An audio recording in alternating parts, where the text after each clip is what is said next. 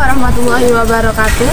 Perkenalkan, kami dari kelompok 2 dengan saya Salsabila Mareta dengan NIM 202014326 dan saya Nur Nazria dengan NIM 202014322. dengan saya Intan Wahyuni dengan NIM 20201435998. Dengan saya Muti Lutfia dengan NIM 20201432255. Hari ini kami akan melakukan wawancara kepada salah satu guru di sekolah dasar untuk memenuhi tugas ujian akhir semester pada mata kuliah strategi belajar dan mengajar. Perkenalkan, saya Salsabila Mareta. Selaku pewawancara hari ini akan mewawancarai kepada Ibu Zam'a SPDI di Sekolah Dasar Madrasah Ibtidaiyah Azhariyah. Ibu, di sini saya ingin bertanya, pendidikan terakhir yang Ibu tempuh di mana? Di UIN Raden Fatah, Palembang. Ibu sudah berapa lama menjadi guru di sekolah dasar MI tadi? Kalau PNS-nya sudah 20 tahun lebih, 23 tahun lebih. 23 tahun. Nah, di sekolah Ibu sekarang ini mereka menggunakan kurikulum seperti apa, Bu? Kurikulum K13. Terus ada perbedaan nggak, Bu, sama kurikulum yang sekarang sama yang dahulu kayak seperti KTSP 2006 itu? Itu merupakan penyempurnaan K13 ini. Kalau SP yang lama itu, kurikulum yang lama itu ya seperti yang sekarang inilah, karena tergantung dari gurunya. Kalau guru itu mengajar, ini fokus ke materi yang akan disampaikan kepada anak didik, lebih baik dengan memakai media pembelajaran atau zaman dulu disebut dengan alat peraga.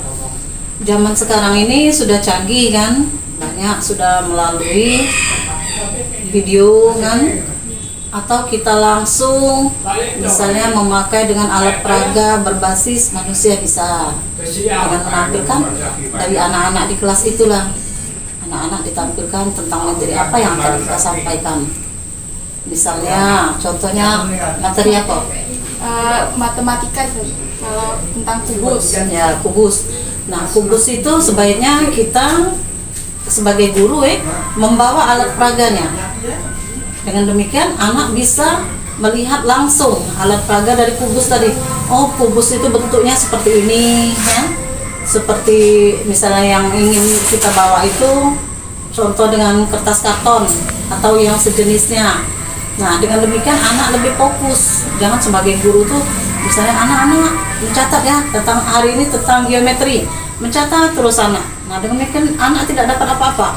Tapi kalau kita jelaskan kan dengan anak itu, anak bisa mempraktekkan. Setelah anak tahu oh bentuk kubus tuh ini ya. Ya, jadi anak tadi disuruh ke depan misalnya, anak menjelaskan kembali apa yang kita jelaskan. Tapi kalau kita suruh mencatat, habis waktunya mencatat terus, anak pulang ke rumah tidak dapat apa-apa. Jadi pesan ibu kalau misalnya ngajar itu fokuslah kita ke materi itu. Kalau bisa materi yang kita sampaikan itu anak-anak pulang ke rumah bisa menjelaskan kembali materi itu, bentuk atau ukuran dan sebagainya itu. Kalau kita tentang kubus kan, jadi jangan cukup sekedar mencatat. Itu zaman dahulu gurunya semua mencatat terus. Sekarang ini kan ditunjang dengan media pembelajaran banyak dari YouTube kan, dari channel-channel yang lain.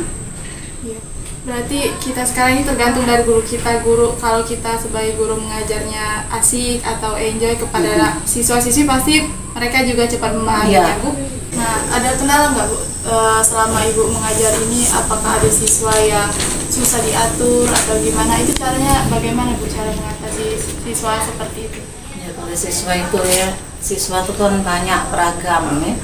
Banyak macam, ada siswa itu yang kritis, ada siswa itu yang malas kan, ada siswa itu cuma kerjanya nak tidur, ada yang sering mengganggu. Pasti kita sebagai guru ini pasti banyak beragam, apalagi sekarang ini masa pandemi kan. Kalau masalah ekonomi mungkin banyak tapi kita sebagai guru membangkitkan, memotivasi siswa. Kita jangan membedakan di antara siswa itu, tidak boleh kita bedakan. Misalnya ada yang kaya, ada yang miskin itu. Dalam memberikan penjelasan kita harus sama, harus adil kan. Dalam melayan mereka. Anggaplah kita ini sebagai guru ini pelayan di dalam kelas itu. Jadi dari misalnya kita cuma 2 jam ngajar, dari pertama kita masuk sampai terakhir kita melayani. Jadi siswa itu misalnya ada yang ngantuk, ada yang males, ada yang sering ketawa, sering mengganggu tuh, ada yang sedang biasanya galak pemalu, tidak tahu kita apa kena itu. Kadang sudah yang lain ngumpul galau tugas-tugas, dia masih diam. Nah mungkin itu ada yang mengalami istilahnya tuh kadang-kadang broken home ya, itu lebih parah lagi. Kadang di dalam rumah tangga tidak diurus nih anak itu, ada itu. Kadang-kadang mereka tuh beraup datang ke sekolah beraup, bukunya catatannya tidak bisa kita bedakan pelajaran apa ini mapel IPA atau IPS campur aduk. Nah sebagai guru kita harus berlapang dada. Walaupun ibu sudah lama ngajar ini, ibu tidak tahu apa anak-anak ibu yang berhasil atau berapa sekian yang berhasil, ibu tidak bisa menilai. Cuma kita kalau ikhlas, cuma Allah yang bisa menilai kita. Terus terakhir Bu ya, kesan dan pesan selama ibu mengajar menjadi guru di sekolah dasar itu apa Bu? Kesan dan pesan kalau ibu terkesan kalau sebagai guru itu kan kita tuh lebih enjoy lah ngajarnya, karena guru itu kan nilainya yang tidak ternilai ya. Dari mulai kita masuk kelas, kita dekat dengan siswa itu, sampai siswa misalnya sudah berhasil, itu merupakan kebanggaan gitu ya sebagai guru. Apalagi sekarang sudah puluhan tahun ngajar, kadang-kadang siswa itu yang tadinya misalnya waktu dia kelas 2, kelas 1 itu tidak bisa nulis gak bisa, ini kita kasih petugas aku lagi gak cepat balik segala macam. Tapi dengan kita bimbing ke kelas 1, kelas 2 itu kita sabar dan penuh kesabaran. Nah kalau seperti ini terus nak maju, kawan-kawan kaget naik sudah jadi yang berhasil. Nah kalau masih di sini lah, nak nunggu di sini lah, sekolah di sini lah sampai tua kok, kita berikan motivasi. Dan demikian setelah kita beberapa tahun berjumpa lagi dengan anak itu. Nah tidak tahunya ke sekolah misalnya, Bu adik-adik sekolah ada apa? Nanti tadi berisi, nah kemana? Ini Bu, aku ini dulu agak pilihan aku tidak bisa ngaco Bu, aku ini dulu sabarnya minta dulu dengan ngaco kan, tidak masuk berisi Bu.